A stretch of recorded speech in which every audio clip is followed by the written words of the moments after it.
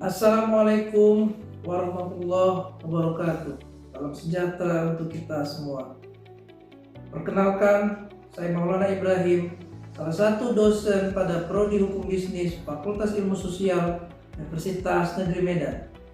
Pada kesempatan yang berbahagia ini, saya akan menyampaikan salah satu aspek dari Tridharma Perguruan Tinggi, yaitu pengajaran, dalam rangka untuk memenuhi pernyataan diri dosen dalam unjuk kerja Tridharma Perguruan Tinggi Serdos 2026. Saya akan menyampaikan pembelajaran salah satu mata kuliah yang saya ampu, yaitu Hukum Tata Negara. Hukum Tata Negara merupakan salah satu mata kuliah wajib pada Prodi Hukum Bisnis dengan bobot 2 SKS dengan kode mata kuliah 3 HKB 40109. Hukum Tata Negara bertujuan untuk mengkaji susunan dan tata kelola negara dalam penyelenggaraan kekuasaan negara. Kemudian hukum tata negara memberikan kemampuan sikap, pengetahuan, dan keterampilan yang menopang terbentuknya warga negara yang cerdas dan demokratis. Sistem pembelajaran mengacu kepada prinsip delivery, interaction, dan assessment atau DIA. Mata kuliah akan mengacu kepada capaian pembelajaran lulusan atau CPL Prodi Hukum Bisnis yang kemudian diturunkan ke dalam CPMK, capaian pembelajaran mata kuliah. Adapun capaian pembelajaran mata kuliah Hukum Tata Negara. 1. Mahasiswa mampu memahami berbagai konsep dasar dan teori dalam kajian Hukum Tata Negara. 2. Mahasiswa mampu menganalisis sumber hukum tata negara. 3. Mahasiswa mampu menganalisis bentuk negara dan sistem pemerintahan. 4. Mahasiswa mampu menganalisis lembaga-lembaga negara seperti yudikatif, legislatif, dan eksekutif. 5. Mahasiswa mampu menganalisis kekuasaan kehakiman, sejarah kekuasaan kehakiman sebelum amandemen Undang-Undang Dasar 1945 dan pasca amandemen Undang-Undang Dasar 1945. Yang keenam, mahasiswa mampu menganalisis pemerintahan daerah dan pemerintahan desa. Yang ketujuh, mahasiswa mampu menganalisis dan mengevaluasi sistem kewarganegaraan, konsep kewarganegaraan di Indonesia.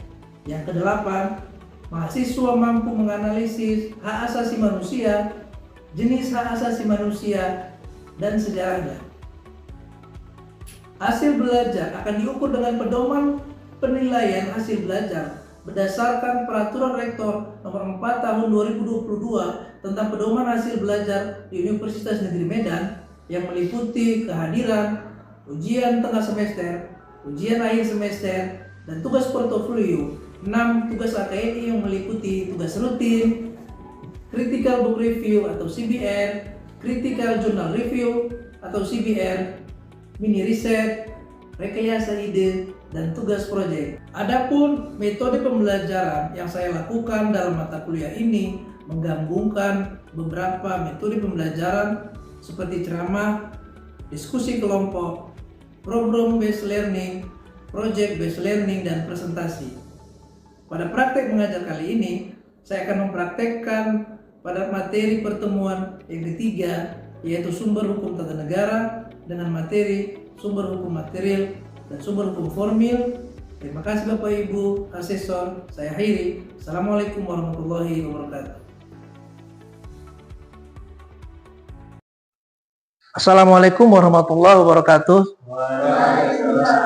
Ya, selamat pagi semua, sehat ya?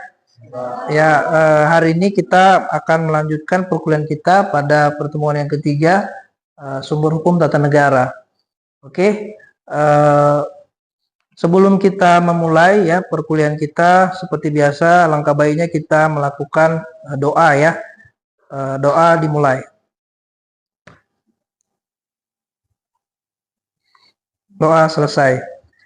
Oke, baik rekan mahasiswa. Pertemuan yang ketiga ini judulnya adalah sumber hukum tata negara. Ya.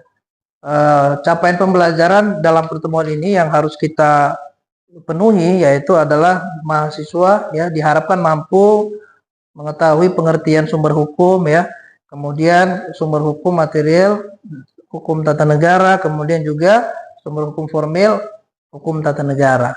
Itu ya. Nah, ini pertemuan yang ketiga. Sebelum kita memulai ya pertemuan yang ketiga ini, saya coba untuk mengulas kembali ya pada pertemuan kita yang lalu, pertemuan yang kedua. Kira-kira masih ingat nggak pertemuan yang kedua ya, minggu lalu kita itu belajar apa? Ada yang masih ingat nggak? Pertemuan yang kedua ya, Cika? Ingat Cika? Ya apa? Pertemuan yang lalu kita belajar apa tuh? Tentang asas-asas hukum. Oke, tentang asas hukum. Apa aja asas hukum tata negara, Cika? Terdapat 4. Yang pertama itu asas Pancasila. Ya, Pancasila. Asas negara hukum. Yang ketiga asas kedaulatan rakyat dan demokrasi. Dan yang terakhir asas negara kesatuan. Oke, jadi ada 4 asas ya yang kita pelajari pada pertemuan minggu lalu. Oke, baik. Masih ingat semua ya? Oke, baik. Selanjutnya kita memasuki pertemuan kita yang ketiga ini, yaitu tentang sumber hukum.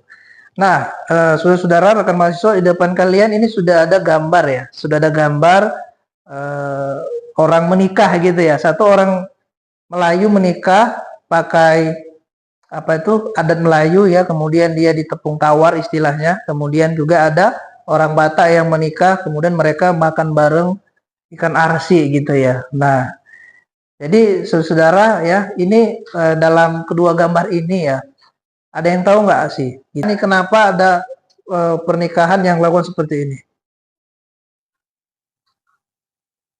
Apa mau jawab? Iya, kenapa Cika? Karena itu sudah bagian dari kebiasaan suku Batak. Ya. Jadi setiap pernikahan itu pengantin perempuan itu selalu diberikan ikan arsi. Oke, selalu diberikan ikan arsi. Jadi kebiasaan ini yang terus dilakukan berulang ya kan, menjadi sebuah keharusan ya yang dilakukan oleh orang Batak ketika menikah, sehingga itu menjadi sumbernya ya. Kebiasaan itu menjadi sumber hukum. Nah, begitu juga orang Melayu yang melakukan pernikahan pakai adat Melayu, kemudian ada tepung tawar ya. Nah, jadi kalau misalnya mereka nggak melakukan tepung tawar begitu, jadi pernikahan itu tidak dianggap sah gitu atau tidak lengkap gitu ya. Nah, jadi ada kebiasaan-kebiasaan yang kemudian menjadi hukum bagi masyarakat. Nah, itulah disebut dengan living law. Hukum yang hidup di masyarakat, kebiasaan jadi yang hidup di masyarakat menjadi hukum. Nah, itulah menjadi kebiasaan kita yang disebut dengan sumber hukum. Salah satunya adalah kebiasaan gitu ya. Nah, oke, nanti ini kita ulas lagi. Kita lihat dulu pengertian bagaimana sumber hukum berbicara gitu ya. Ini ada hakim ya mengambil sumber hukum tertulis melalui undang-undang. Oke, menurut Sudikno ya, nah ini adalah salah satu ahli hukum mengatakan bahwa sumber hukum adalah tempat di mana hukum ditemukan ya, atau tempat di mana lahirnya kekuatan yang mengikat. Nah, jadi kita bicara tentang hukum, jika kita bicara tentang hukum maka kita lihat nih, hukum itu dari mana gitu ya. Maka ya dari mananya hukum itu adalah sebuah proses untuk menemukan atau melahirkannya hukum, itulah yang disebut dengan sumber hukum. Itu menurut Sudikno, ya kan? Nah, jadi macam-macam nih sumbernya. Nah, seperti yang kita ulas tadi, ya ada gambar itu disebut dengan kebiasaan. Jadi sumbernya dari kebiasaan. Ada hakim ini mengambil sumber hukum dari mana? Dari undang-undang misalnya, gitu ya. Nah, jadi ada sumber hukum macamnya nanti kita ulas. Nah, dari Suroso dia mengatakan bahwa sumber hukum itu adalah segala yang menimbulkan aturan ya, yang mengikat dan memaksa sehingga apabila sesuatu hukum itu dilanggar gitu ya, atau diabaikan maka akan menimbulkan sanksi yang tegas dan nyata gitu ya. Nah, ini dia lebih formil. Berarti pengertian yang formil ya kan. Nah, artinya apa? Dari kesimpulan yang bisa kita dapat dari pengertian ini bahwa sumber itu adalah tempat di mana hukum ditemukan atau di mana hukum itu digali gitu ya. Ngerti ya sampai di sini ya? Paham ya? Oke, kita lanjut ya. Selanjutnya adalah ya saudara kita lihat, nah sumber hukum dibagi menjadi dua. Ya, sumber hukum formil dan sumber hukum material gitu ya. Nah, dalam hukum tata negara juga nanti akan dibagi menjadi dua ya. Sumber hukum material hukum tata negara juga sumber hukum formil tata negara. Nah, apa itu sumber hukum material ya? Sumber hukum material itu berarti adalah faktor yang menentukan pembentukan isi. Apa sih yang menjadikan latar belakang hukum itu dibuat gitu. Nah, itu adalah disebut dengan material, materi isinya gitu ya. Ngerti ya? Apa itu? Misalnya adalah situasi, kondisi sosial ya, politik, ekonomi, sejarah dan sebagainya. Jadi yang mempengaruhi hukum itu dibuat. Nah, siapa yang membuat? Ya hari ini adalah anggota legislatif bersama dengan pemerintah gitu. Nah, kemudian sumber hukum formil adalah sumber hukum yang sudah jadi atau sumber hukum yang sudah ada ya, sehingga dia tinggal digunakan saja. Dia nggak perlu lagi misalnya dibentuk, misalnya undang-undang udah jadi ya kan, undang-undang udah jadi nggak? Udah jadi. Kemudian apa? Kebiasaan udah jadi kan. Misalnya tadi ada orang nikah yang menggunakan kasih makan ikan arsi gitu, itu udah kebiasaan, itu sumber hukum. Jadi kalau orang mau pesta lagi, mau buat nikah, dia akan nanya mana ikan arsinya gitu ya kan. Nah, kalau nggak ada ikan arsinya nggak jadi nikahnya gitu, karena sudah menjadi kebiasaan. Jadi orang Melayu menikah misalnya harus pakai tepung tawar. Mana tepung tawarnya gitu? Kalau nggak pakai tepung tawar, oh, ini belum disebut dengan adat Melayu. Jadi ini adatnya adat-adatan gitu ya. Jadi nggak pakai adat misalnya. Nah, kemudian jurisprudensi. Apa jurisprudensi? Ada yang tahu nggak pengertian jurisprudensi apa? Saya, Pak. Ya, oke, Pak Hari silakan. Apa itu, Pak Hari? Nah, jadi jurisprudensi itu, Pak, dia itu keputusan hakim yang terdahulu, Pak. Yang dimana misalnya saat ini ada kasus, cuma belum ada undang-undangnya. Jadi dia melihat keputusan hakim yang terdahulu, Pak. Oke, berarti keputusan hakim yang terdahulu terkait dengan jurisprudensi, disebut jurisprudensi, menjadi sumber hukum, ya kan? Ya. Menjadi pedoman hakim sekarang untuk mengambil keputusan, menjatuhkan putusan di pengadilan, gitu ya. Ya. Nah, yang disebut jurisprudensi itu adalah berarti hukum yang berkekuatan hukum tetap, itu ya, yang sudah biasanya diputuskan di dalam tingkatan Mahkamah Agung, ya. Nah, jadi jurisprudensi itu adalah menjadi sumber hukum, ya. Nanti hakim akan melihat, oh ini sudah diputus kasusnya sama nih dengan kasus yang lama, hampir sama kejadiannya beda tapi kasusnya sama, ya kan? Kemudian menjadi sebuah sumber hukum yang menjadi pedoman. Oke, yang keempat traktat dan doktrin ya. Oke, yang keempat traktat dan doktrin. Nah, gimana traktat dan doktrin nanti kita lihat selanjutnya. Oke ya. Selanjutnya kita lihat sumber hukum material. Seperti yang kita bilang tadi, sebagai pembentuk undang-undang isinya gitu ya. Ya, termasuk juga nanti adalah bagaimana hukum itu diambil, termasuk politik, ya kan, sejarah ataupun situasi kondisi sebuah negara gitu. Nah, misalnya dari segi ekonomi ya, dari segi ekonomi misalnya, kenapa sih pemerintah membuat undang-undang cipta kerja gitu? Nah, jadi karena ada kebutuhan masyarakat yang akan butuh lapangan kerja gitu. Nah, jadi itu disebut dengan sumber hukum material. Apa kondisi masyarakat? Apa kondisinya ketika undang-undang cipta kerja itu adalah butuhnya lapangan kerja. Berarti ada faktor ekonomi di situ, ya kan? Sehingga untuk mencapai tujuan tersebut ya, maka pemerintah menyederhanakan perizinan. Ya, untuk apa? Supaya ada investasi yang masuk. Karena kita butuh ekonomi nih, kita butuh ada lapangan kerja yang terbuka. Bagaimana caranya? Ya kita permudah perizinan. Karena itu adalah salah satu strategi supaya bisa menarik investor masuk gitu ya. Supaya daya saing kita juga sama dengan negara-negara yang investasinya bagus gitu ya. Nah, kemudian dalam perizinan itu akan terbukalah lapangan kerja gitu ya. Nanti hubungannya misalnya dengan tata negara, maka bagaimana posisi undang-undang ini dalam tata negara ya, sehingga dia mampu dijalankan oleh pemerintah ya. Karena bicara tata negara itu berarti bicara tentang organisasi pemerintah gitu ya. Nah, ini tadi kemudian kita lanjut sumber hukum formil ya, di mana terbentuknya hukum itu ada traktat. Kalau kalian tahu, traktat itu adalah perjanjian internasional yang dilakukan oleh negara ya. Jadi ada perjanjian misalnya bilateral ya kan, ada perjanjian multilateral. Apa itu perjanjian bilateral? Ada yang tahu nggak? Perjanjian bilateral itu adalah perjanjian yang dilakukan oleh dua negara. Kalau multi namanya banyak negara ya kan. Nah, jadi kalau misalnya bilateral itu Indonesia antara Malaysia. Malaysia kemarin itu ada melakukan vonis terhadap narapidana di Filipina, orang Filipina gitu ya. Nah, kemudian dia akan dikembalikan ke Filipina. Kemudian orang Indonesia yang ada divonis di Filipina dibalikin ke Indonesia. Nah, kemudian dia akan menjalankan hukuman di negara masing-masing. Ngerti ya?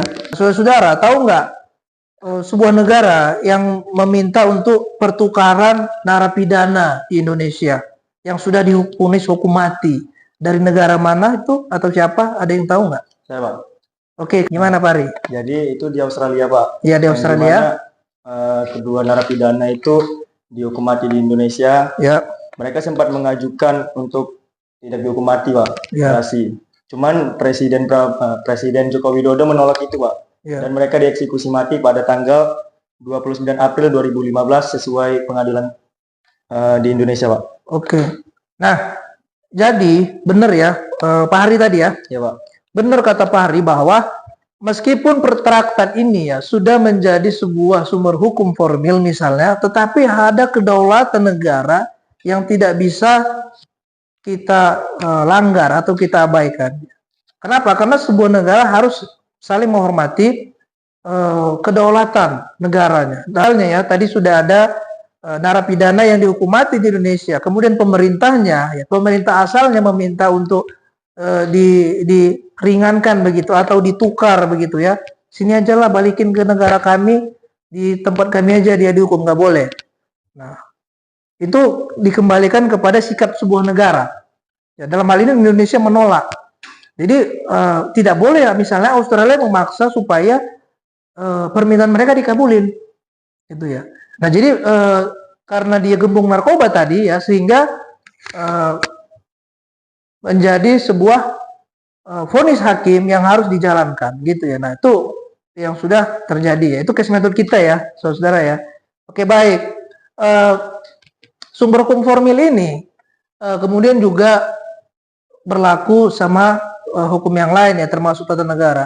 Nah, tapi kalau kita misalnya akan melihat bagaimana sumber hukum tata negara yang lebih lengkap, kita bisa misalnya dalami selanjutnya. Ya. Jadi sumber hukum material tata negara itu menurut Jimli Siddiqui adalah Pancasila, gitu ya. Kenapa? Karena Pancasila itu adalah pedoman. Nah, pedoman dalam menjalankan bernegara gitu ya, dalam menjalankan kehidupan dan bernegara. Nah, apalagi ya sudah dituangkan di dalam pasal 2 Undang-Undang Nomor 12 Tahun 2011 ya. Itu menyatakan bahwa Pancasila merupakan sumber. Ya, segala sumber. Nah, jadi dia disebut dengan sumber yang harus menjadi pedoman. Nah, hubungannya dengan tata negara karena tata negara itu adalah sebuah mata kuliah ya yang mempelajari tentang organisasi negara, lembaga negara gitu ya. Nah, jadi bagaimana sih pemerintah membentuk sebuah undang-undang ya ataupun mengatur sebuah lembaga negara yang harus berdasarkan Pancasila. Sehingga tidak misalnya tidak ada keselewengan dalam hal keadilan ya. Karena kita bicara Pancasila berarti nanti bagaimana nilai-nilai norma Pancasila mulai sila 1 sampai sila 5 ya kan. Nah, di situ ada kemanusiaan yang beradab ya. Kemudian ada persatuan Indonesia ya. Jadi nggak boleh undang-undang itu misalnya dibentuk berdasarkan wilayah, saudara. Jadi nggak boleh misalnya ini sebuah undang-undang hanya berlaku untuk Sumatera, nah hanya berlaku untuk wilayah Jawa. Ya. Dulu klaster hukum, ya. Jadi di zaman tahun 45, ya, tahun 45 ke bawah, hukum kita itu punya pembagian-pembagian. Ya. Jadi ada sebuah hukum yang hanya boleh diterapkan kepada misalnya kelompok-kelompok tertentu, yaitu kelompok orang Eropa, ya kemudian orang India dan juga Arab. Kemudian kelompok yang kedua adalah kelompok pribumi. Jadi hukumnya nggak boleh sama. Sehingga ketika kita sudah merdeka, maka dibentuklah ya sebuah kesepakatan yang disebut dengan Pancasila sebagai falsafah negara. Maka Pancasila itu menjadi sebuah pedoman, menjadi sebuah falsafah yang harus ada di dalam sebuah undang-undang. gitu ya. Maka pembentuk undang-undang misalnya siapa pembentuk undang-undang? DPR bersama pemerintah ya harus tetap memuat nilai dan norma Pancasila. Ya, misalnya dalam pembentukan undang-undang maka harus ada nilai keadilan yang tercermin di dalam pasal-pasal. Ya, tidak boleh misalnya itu melanggar Pancasila. Ya kan? Jadi misalnya ada produk hukum dari pemerintah yang ternyata itu adalah dirasa orang Indonesia tidak bersesuai dengan keadilan, maka bisa diuji di Mahkamah Konstitusi gitu ya. Nah, maka sudah lengkaplah misalnya perangkat-perangkat yang sudah dibentuk pemerintah dalam bernegara ini gitu ya. Nah, mari kita lihat bagaimana sumber hukum formil tata negara. Nah, ini ya, dia seperti peraturan perundang-undangan tetapi bukan ya. Misalnya ada pertama Undang-Undang Dasar 45. Jadi sumber hukum formil itu adalah sumber hukum yang sudah ada. Nah, tadi kita lihat ya, sebelumnya sudah ada, artinya dia nggak perlu, dia sudah ada, tinggal diambil aja gitu ya. Misalnya Undang-Undang 45, ketetapan MPR ya kan, undang-undang dan peraturan pemerintah pengganti undang-undang, kemudian peraturan presiden, peraturan pemerintah, konvensi tata negara, traktat, jurisprudensi dalam hukum tata negara, gitu ya. Nah, bedanya dengan hukum formil yang biasa, maka dia ada lebih spesifik untuk membahas bagaimana di dalam menjalankan roda organisasi negara. Ya, misalnya jurisprudensi dalam tata negara aja gitu ya. Misalnya traktat perjanjian internasional yang kita bicarakan tadi, bagaimana perjanjian bilateral antara dua negara yang membahas tentang pertukaran narapidana. Ya kan? Nah, ini dia. Jadi di dalam membentuk undang-undang, sebuah negara membentuk undang-undang, maka sumbernya itu misalnya kalau kita lihat yang pertama Undang-Undang Dasar ya. Nah, Undang-Undang Dasar 45. Nah, jadi misalnya tidak boleh ada sebuah undang-undang yang bertentangan dengan Undang-Undang Dasar 45. Maka ada sebuah lembaga yang dibentuk ya untuk menguji sebuah undang-undang apakah sudah bersesuaian atau tidak. Ya, disebut dengan Mahkamah Konstitusi ya, saudara-saudara ya. Jadi misalnya nanti kalian ada sebuah undang-undang, kita boleh mengujinya. Apakah undang-undang itu sudah sesuai dengan Undang-Undang 45 atau enggak? Itu ya. Nah, paham ya? Nah, itu adalah sumber hukum formil tata negaranya. Maka tata negara itu kan tadi saya bilang adalah berbicara tentang lembaga negara ya kan, organisasi negara. Maka dia termasuk produknya adalah undang-undang.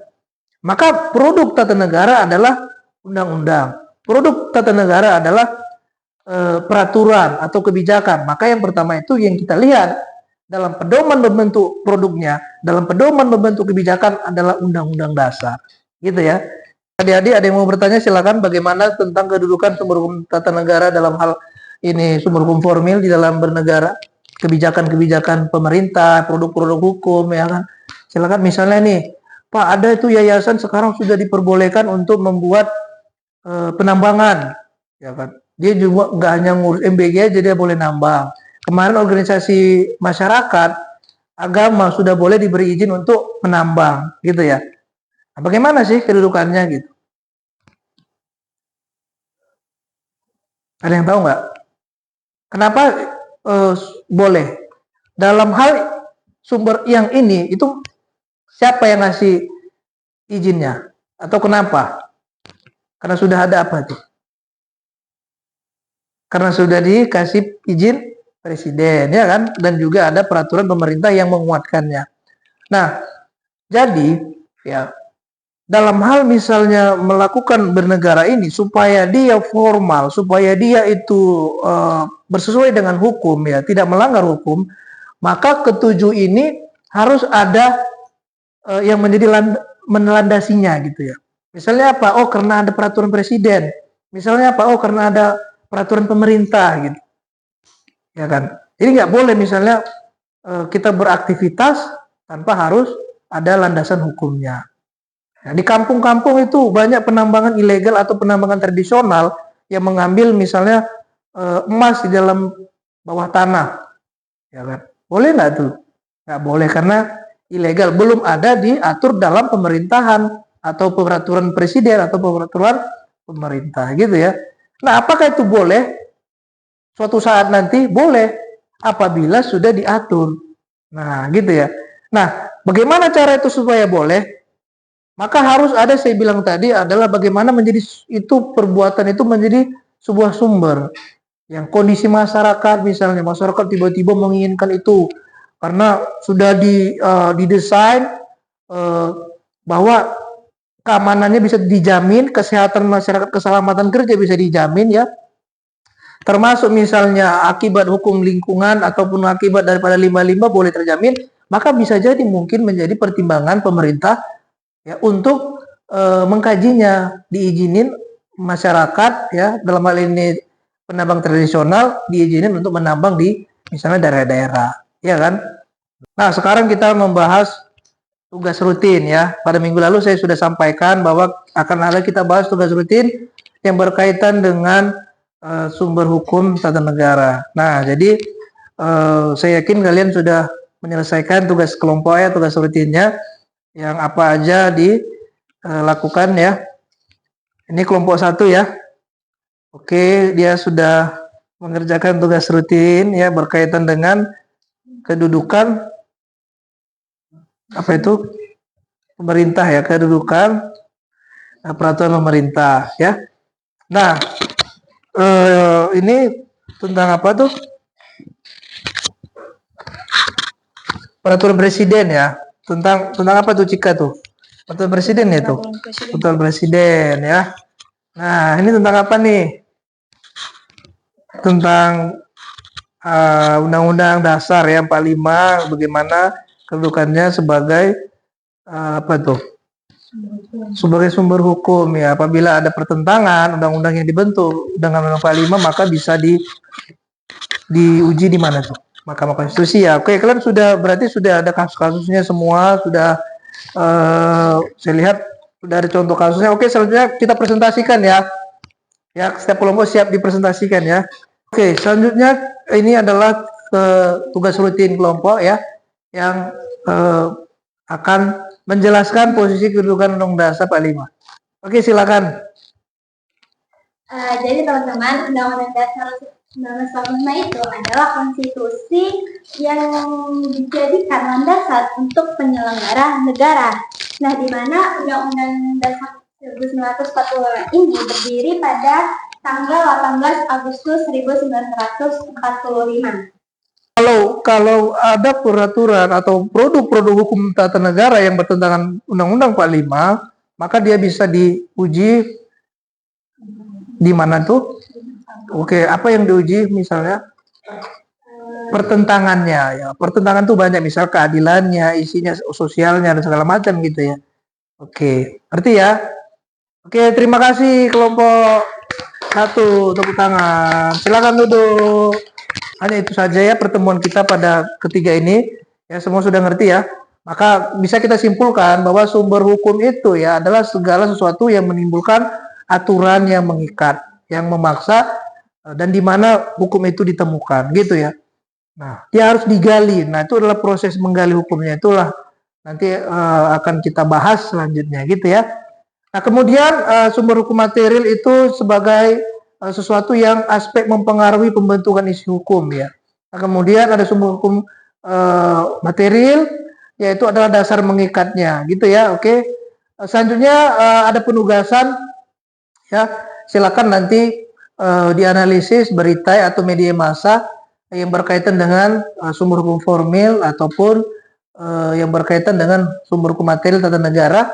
Ini menjadi tugas rutin selanjutnya yang akan kita bahas pada minggu depan, gitu ya. Oke, baik. Ada pertanyaan sebelum kita tutup kuliah kita? Tidak ada ya. Oke, baik. Terima kasih sudah semua ngerti. Terima kasih ya saudara-saudara semua atas kehadiran pada perkuliahan kita pagi hari ini. Mudah-mudahan semua pada tetap semangat dan sehat dalam menjalankan aktivitas dan berkuliah. Oke, terima kasih. Saya akhiri. Selamat siang semua. Assalamualaikum warahmatullahi wabarakatuh.